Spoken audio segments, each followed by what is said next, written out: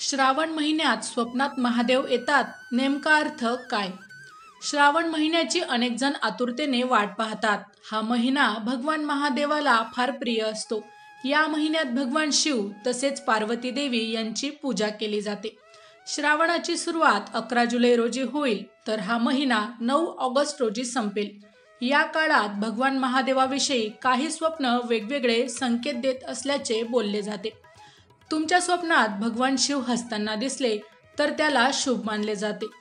स्वप्नशास्त्रानुसार भगवान शिव हसताना दिसले तर तुम्हाला एखादी गुड न्यूज मिळू शकते. महादेवाचा आशीर्वाद प्राप्त होऊ शकतो. श्रावण महिन्याच्या सुरुवातीला तुमच्या स्वप्नात शिव मंदिर आले तर तुमच्या आयुष्यात आनंद येईल असे मानले जाते. स्वप्नात तुम्ही स्वतः भगवान शिवाची पूजा करत असाल तर तुमच्यावर शिवाची कृपा होऊ शकते.